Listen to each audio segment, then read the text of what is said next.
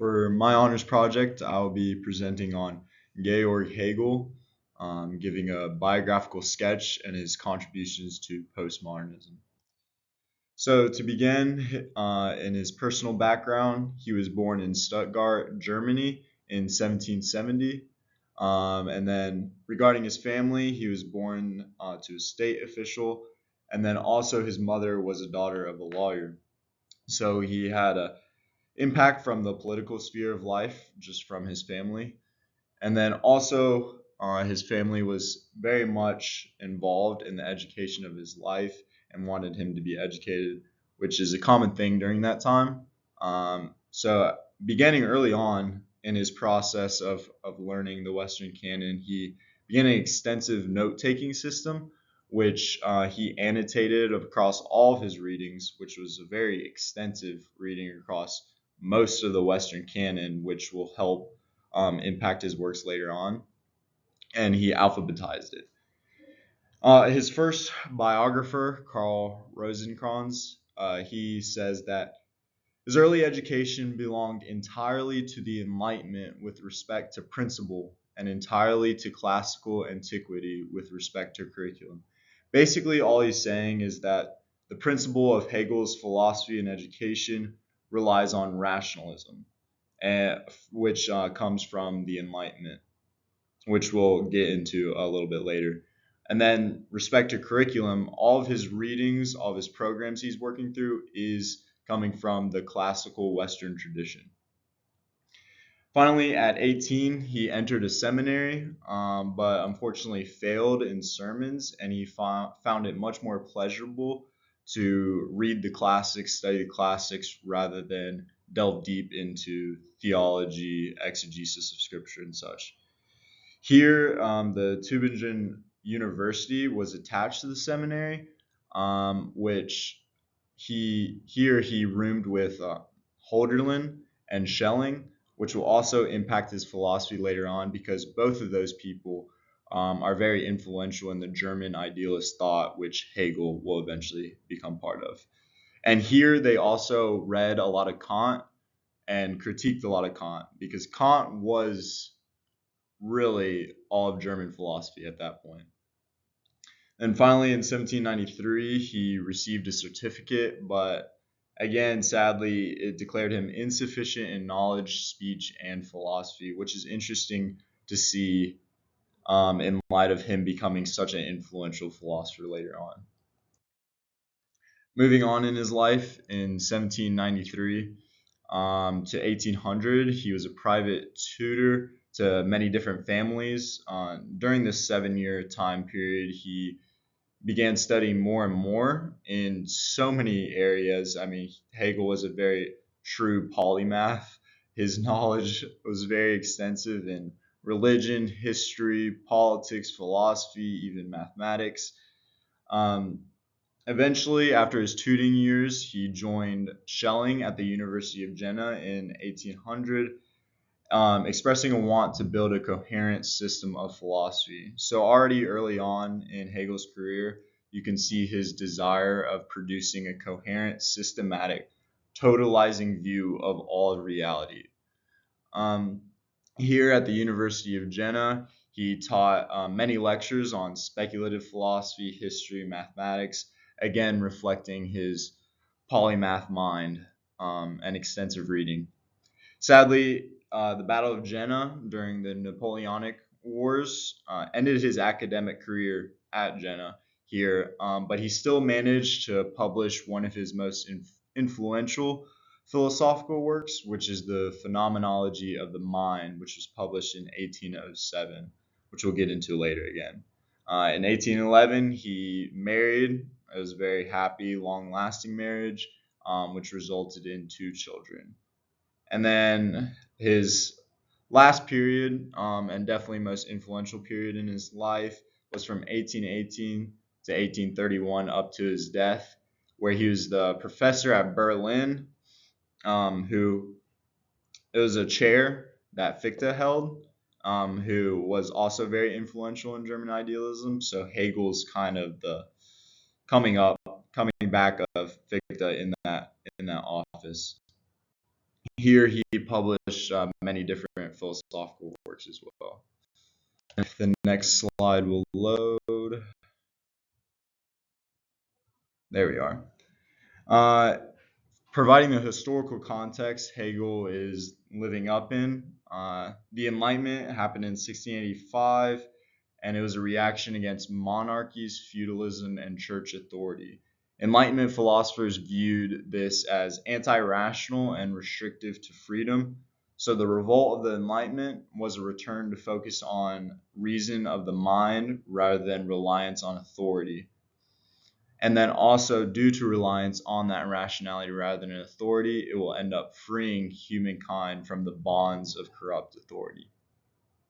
Also, during Hegel's time, which he actually witnessed with Schelling and Holderlin in his roommate days, and they had a lot of thoughts about that.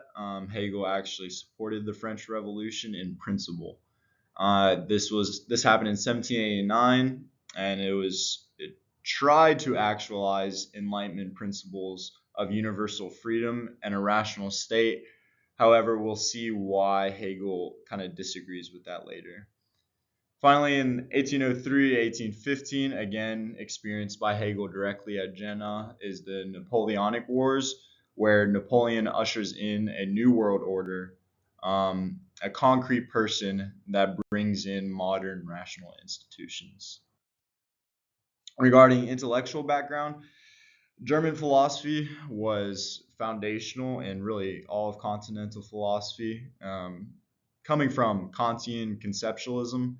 Immanuel Kant, an important German philosopher, published in 1781 the Critique of Pure Reason, which stated that you cannot know the thing in and of itself. The object outside of your mind, you cannot know. Now, there's a lot more to his philosophy than that, but for this discussion, that is the most important one because it results in a strong dualism of object and subject, which German idealism will try to resolve. So the German idealist problem comes up from Kant because if you can't know the thing in and of itself, then you may not actually know that the thing in and of itself actually exists. So in German idealism, there's a return to the mind, the rational, the ideal, the abstract, rather than the phenomena. Also, coming up in my studies and research on this, Romanticism has a slight impact because, again, it is kind of during the same time as Hegel. Not much as an impact, but usually in his adolescent years, he wrote on religious experience. But that didn't really have a lasting impact on the later parts of his career. Then moving on to his philosophies and contributions to modernism. Modernism's main thesis is regarding the rationalism coming from the Enlightenment as a means of ultimate human progression, which provides an overarching meta-narrative for human purpose. All of Hegel's works really align with this main thesis, which is why uh, he's kind of the pinnacle of modernism in my mind. I don't know how many scholars say that, but you can see all of the modernist themes flowing in all of Hegel's thought. Beginning with the Phenomenology of the Spirit, which was published in 1807, Hegel views the world as a rational process of the individual consciousness participating in the whole consciousness in the process of thesis, antithesis, and synthesis. Now, just to explain that complex thought, um, the example he gives in the preface is a very important example of this idea, this dialectic. He says, the bud disappears when the blossom breaks through. And we might say that the former is refuted by the latter. In the same way, when the fruit comes, the blossom may be explained to be a false form of the plant's existence, for the fruit appears as its true nature in place of the blossom. So you have the bud as the thesis, the blossom as the antithesis, which kind of counteracts the bud, but then ultimately what comes from this is the fruit, the ultimate form of the plant's existence, which is showing the individual progress of a plant. You can extrapolate that to all of world history for Hegel as this process of human progression. Secondly, in his Philosophy of Right, which was published in 1820, this is a particular application of the Hegelian dialectic on the concept of rights. So you can see the development of this thought in this, that phenomenology of the spirit provides the framework Hegel works through in the rest of his career. So regarding rights, he posits a thesis: there's an abstract, objective, universal rights. Now, this isn't practical, this is completely abstract, and it needs for Hegel to be actualized in history. The antithesis is a concrete subjective will. For example, that would be my will, my morality, what I want, not what the abstract universal rights are.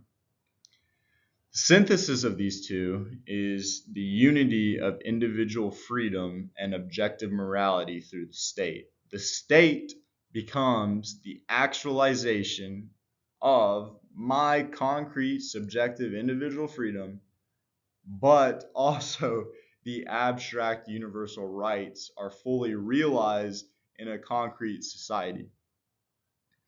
He states that the state in and by itself is the ethical whole, the actualization of freedom itself. So again, you see human freedom, rationality, progress over and over and over again. Thirdly, in Philosophy of History, which really is a follow-up on Philosophy of History, is published in 1837, he gives the historical actualization of these rights that he talks about in his formal work. There's 4 stages in history for Hegel: the Oriental, Greek, Roman, and European Christian, or the Germanic world, which he was living in. The Oriental world had unity at the cost of individual freedom. The Greek world had harmony of the individual and state, but the exclusion of some.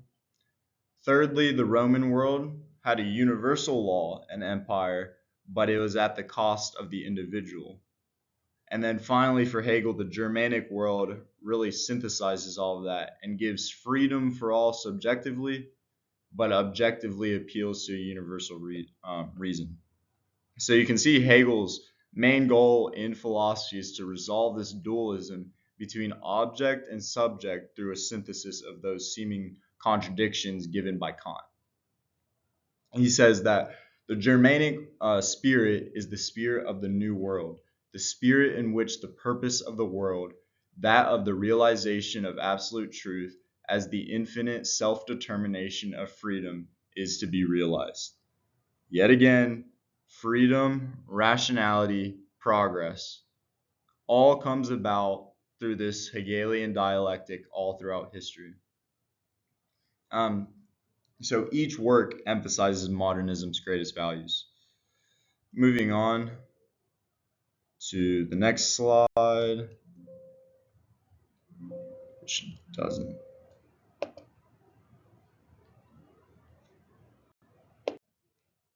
Sorry, continuing on in the next slide, I had some recording issues.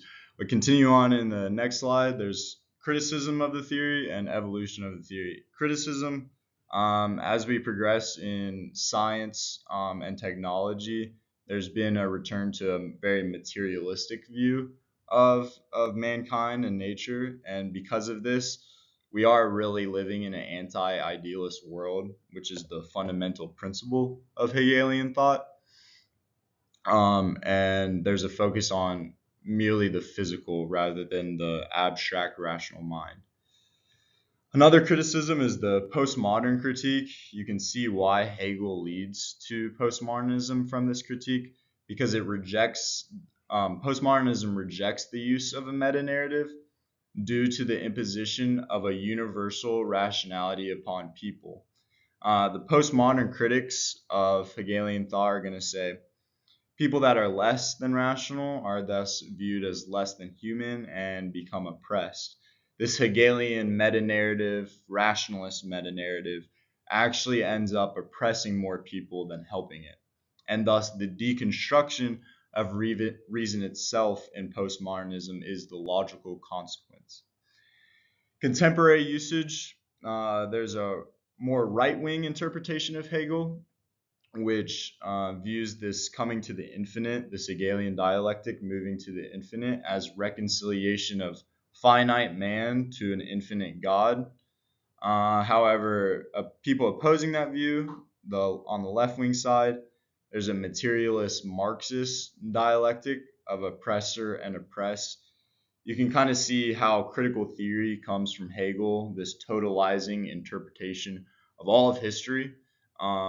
It's a seemingly oversimplification of all of history into two categories. Um, so you can kind of see the critical theory coming out of Hegel. To conclude, Hegel and German idealism is really the pinnacle of modernism for all the reasons we've already discussed: the emphasis of a meta narrative, the emphasis on rationality, the emphasis on human progression towards actualization of human freedom itself. However, you can immediately see the natural reaction against that in postmodernism, and everything postmodernism hates, modernism loves. And because modernism loves it, Hegel, as the representative of that, also loves it. So you can see the transition into postmodernism with the deconstruction of rationality itself as an ultimate authority. And this is partly in response to Hegelian German idealism, which had a long, impactful stay in the philosophical world. So, thank you for listening. Goodbye.